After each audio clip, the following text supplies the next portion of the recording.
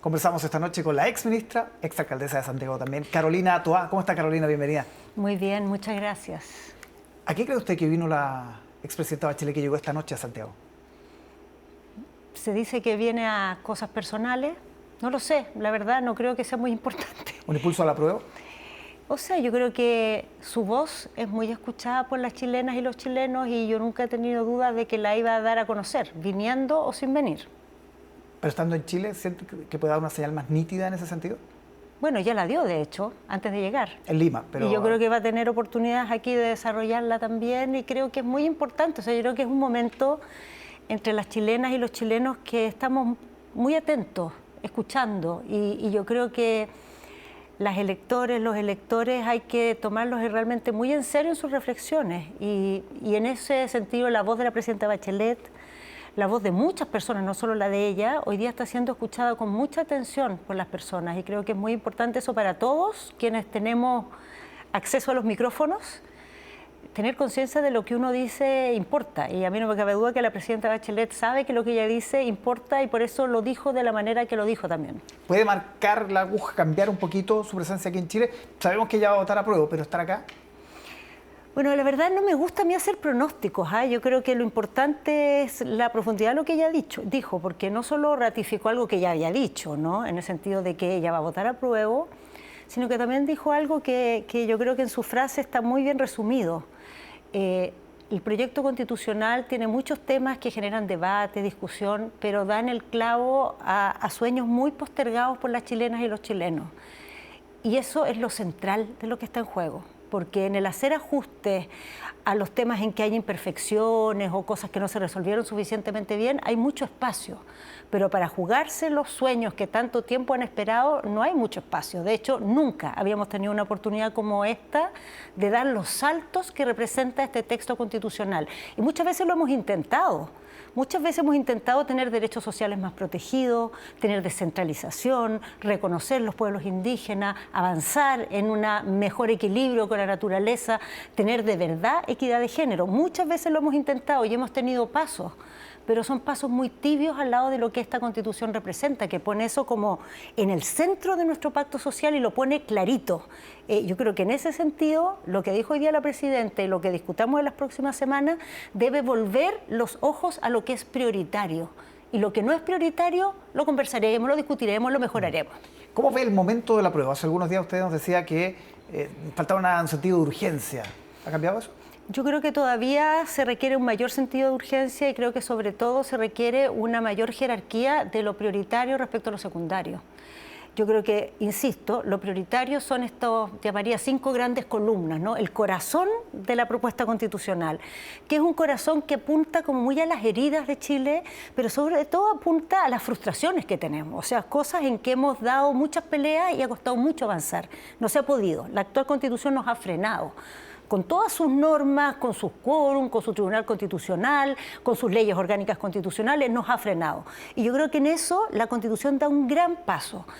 Cada vez que una persona que tiene un corazón progresista, que ha estado todos estos años luchando contra esta Constitución, se pierde de ese tema central y se distrae en otras cosas, creo que se está perdiendo el sentido de las prioridades. Y yo creo que en eso todavía hay un camino que recorrer de aquí al 4 de septiembre, en enfocarnos en eso y tener mucha flexibilidad y apertura para mejorar, cambiar, corregir, conversar las demás cosas que están alrededor, porque hay muchos temas en una Constitución y en eso no podemos ponerlos todos en la misma jerarquía y darle la misma prioridad. Estos 5 son, creo yo, los centrales. ¿Qué les sigue pasando cuando se conocen figuras de centro izquierda que están por el rechazo?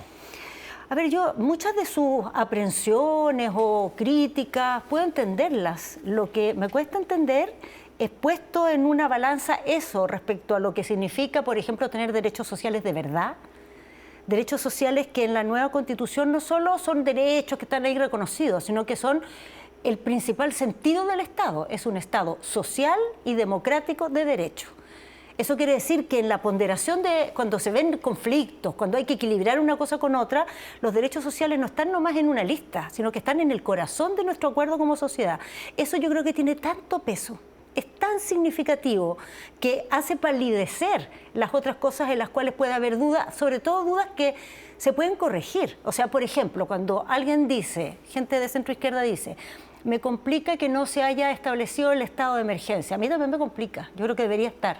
Pero no me cabe duda que hoy día hay en el Parlamento votos para reponerlo apenas esté aprobada la nueva Constitución. No va a costar nada reponerlo. En cambio, intentar establecer de verdad un Estado social y democrático de derecho con el actual Parlamento, con la derecha, con la mitad del Senado, no tengo todas las razones del mundo para pensar que va a ser muy cuesta arriba por lo bajo. Pero, por ejemplo, los mismos derechos sociales, conversábamos ayer con el senador Quintana, que está por el apruebo, claramente, pero él decía, tengo alguna duda y algún temor de que establecer tantos derechos sociales finalmente se pueda transformar en letra muerta, que no se pueda garantizar tanto derecho social. ¿No le pasa eso?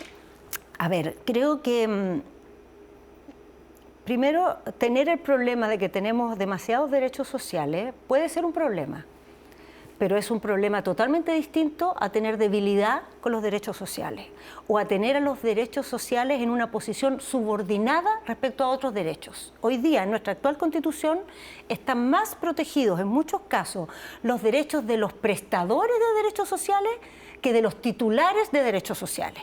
Por ejemplo, un sostenedor que tiene un colegio tiene derecho al recurso de protección. Una persona que reclama por su derecho a la educación no tiene recurso de protección. Entonces, la ponderación que tiene, no es que los derechos sociales no estén en la Constitución, están, pero están en una situación subordinada respecto a otros derechos. Y los derechos sociales en ese sentido pesan menos, mucho menos que la nueva Constitución. Entonces, podrá incluso tener razón el senador Quintana, que hay demasiados derechos, pero eso ya significa una progresión muy grande de la situación actual. Segundo, creo yo que es bien importante situar ¿qué quiere decir esto de reconocer derechos? No quiere decir, y creo que en esto es muy importante que tengamos un debate muy sincero, muy claro con las ciudadanas, que el día siguiente que esté aplicada o implementada la nueva Constitución, tú vas a poder exigir tu derecho inmediatamente. No. Pero ¿qué sí significa? Que cada vez que se toma una decisión, que el Estado tome una decisión, que hagamos una legislación, que tengamos una política pública, las personas van a tener una herramienta para decir, ojo, en esa ley, en ese proyecto, en esa política pública, él tiene que propenderse a la defensa y a la protección de estos derechos en primer lugar. Eso hoy día no es así. La Constitución no tiene un mandato tan claro de que esa debe ser la prioridad de lo que vayamos haciendo en la medida que nuestras posibilidades, nuestros recursos nos lo vayan permitiendo. Y yo en ese sentido creo que el reconocimiento es sobre todo un horizonte claro. No es algo que actualmente se realice inmediatamente, pero es un horizonte que a cada decisión que se toma la obliga a respetar esa prioridad. Usted decía que le sorprende todavía, no entiende bien cuando hay cierta extravío, que no se entiende bien que personas de centro izquierda no estén aprobando. ¿Qué le pasó, por ejemplo, con el expresidente Lagos? ¿Le decepcionó esa postura? Primero, algo, Álvaro, importante. Yo no ocupaba la palabra extravío, ¿no? Estoy diciendo que hay una ponderación del peso que tienen las cosas que yo no comparto. Y creo que esa alteración del peso de las cosas no la tiene solo la centroizquierda. La izquierda radical la tuvo antes incluso. La izquierda radical, poniendo una serie de temas en la agenda de la Convención, buscando a propósito de ciertas definiciones correctas, como por ejemplo el pluralismo jurídico, no allanarse a ponerle ciertos bordes, por ejemplo, dejar fuera de antemano el derecho penal, que está todo el mundo de acuerdo que no debiera ser parte del pluralismo jurídico, sin embargo no quisieron ponerlo en la Constitución. Ese tipo de gustos también dan cuenta de que no se le dio el peso necesario a estas prioridades y que ahora es la ciudadanía. Y para eso es muy importante el plebiscito, lo que pase después, la que debe reponer esas prioridades. Es decir, dar un respaldo, dar un espaldarazo a estas definiciones y dejar que el juego democrático vaya corrigiendo aquello que es imperfecto. Respecto al presidente Lagos, el presidente Lagos no ha dado a conocer su voto. Pero no se matriculó con el apruebo. No lo ha hecho por lo menos todavía. No sé qué irá a pasar en las próximas semanas, pero yo creo que lo que él hizo es algo que es interesante en el sentido de que él hizo un llamado a las fuerzas políticas a de alguna manera mejorar lo que se le está ofreciendo a la ciudadanía. A que si llegara a pasar, y yo espero sinceramente que no, y creo que hay razones muy profundas para que así no sea, que ganara el rechazo, hubiera un camino que no sea simplemente quedarnos con la Constitución de Pinochet que hemos tenido todas estas décadas, ¿no?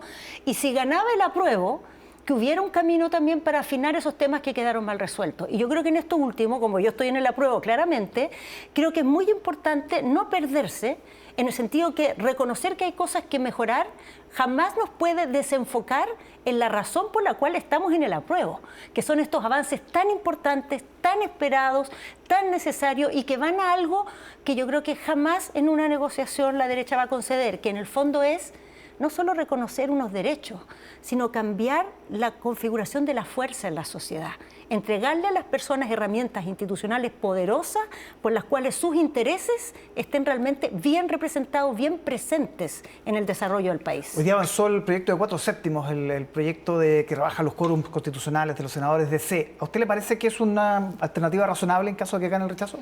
O sea, yo siempre desde que esto se presentó he pensado que si se llega a votar hay que votarlo favorablemente, algo que tú has defendido toda la vida, no hay ninguna razón para hoy día rechazarlo. Pero creo que eso no cambia el hecho de que el que estemos votando esto ahora, a propósito de una jugarreta electoral en los últimos 15 minutos antes de la muerte de la Constitución del 80, es realmente una conducta política bien bochornosa por parte de la derecha. Que ahora se venga a reconocer que se necesitaba este cambio, que ahora se dé este paso, cuando ellos podrían haber habilitado mucho antes el que la Constitución se fuera adaptando a la sociedad, el que fuera recogiendo los planteamientos de la ciudadanía, y esa puerta la cerraron una y otra vez. Entonces, yo creo que es importante, positivo que haya habido una disposición a aprobar esto. Creo que hay que considerar un escenario en que las cosas no salgan bien, aunque yo creo que las razones para que salgan bien debieran ser más poderosas y que gane el apruebo, pero eso me parece responsable por parte de los parlamentarios oficialistas. Ahora, lo que me parece increíble es que esa derecha que pidió tener esta consistencia, el mismo día que se votó los 4/7, haya estado votando en contra el proyecto de protección a la infraestructura crítica en la Cámara de Diputados, un proyecto que ellos mismos presentaron, su gobierno, el gobierno del presidente Piñera, lo terminan votando en contra. Que se perdió con votos oficialistas también. Bueno, pero 4 votos que no hubieran hecho ninguna diferencia, o 5. O sea, si hubieran votado todos a favor, porque la derecha en bloque entera rechazó su propio proyecto. O sea, eso muestra realmente cómo se está jugando acá.